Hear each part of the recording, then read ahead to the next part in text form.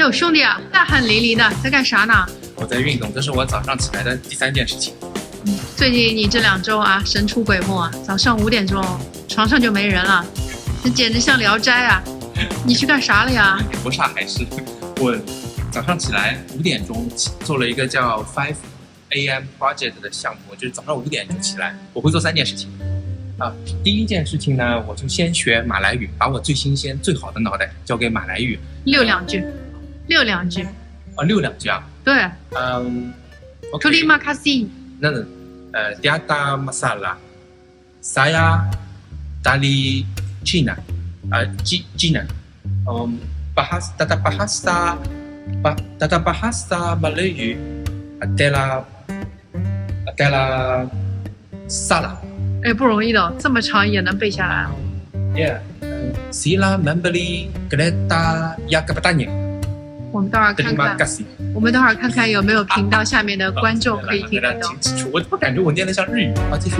OK， 那马来语是第一门。那接下来的几个小时怎么安排呢？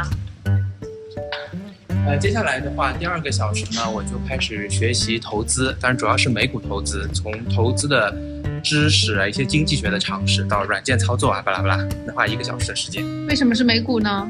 因为你只要相信美国经济会发展的越来越好，那它长期是值得投资的。那这学美股基金学的怎么样啊？原先我是不敢做这个事情，现在是尝试着做这个事情。哎，你美股基金你是怎么个学法？是要把学到的知识变成资产化，所以你从视频当中先去学基本的ETF 有哪些，投资的理念是什么的。我以前认为我是不能做这个事情的，因为我是学理工科的，我又不懂财务，也不懂经济，也还是老老实实做人吧。主要是你的钱都在我这儿。对，现在慢慢的把钱转到我这儿了，就有一些这样的基础。我觉得我可以尝试着做这个事情，因为我甚至于有优势，可以发挥那种 unfair advantage 更好的一些优势。那你投我们全家的钱，你还是得要有一些保障啊，至少我买菜的钱啊，小朋友读书的钱都得留着。是。那最近这5点起床对你来说有什么困难吗？没有什么困难，一旦你想清楚了为什么要这么做，你接受了这个理念，可能第2、第3天，只要能够晚上睡满7个小时，噌的一下就会起来。因为你其实叫无利不起早，你早起能够感受到它的好处，学会语言，才学了13天，马来语可以简单的说一说，然后还能够运动身体，给自己一些这个体能上的这个增强，所以还是很开心的。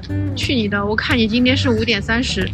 智商也现在退化了。对，这智商可能下线一些，但还好，并不需要靠你所谓的记忆力的这种智商，反而是你的理解力。那到了一定的年龄，我觉得，我本是学理工科的，我懂技术，我做了半导体行业这个科技行业，将近从学习到现在已经有20多年的时间，所以我了解这个行业。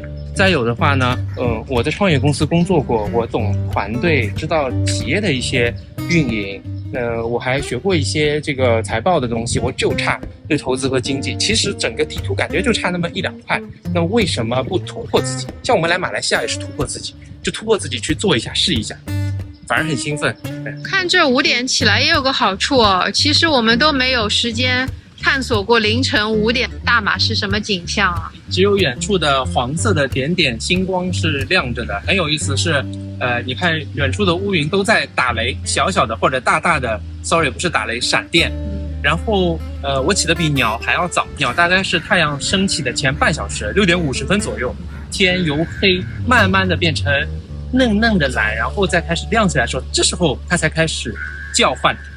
还有一点很有意思，就是你可以看到整个日出的过程。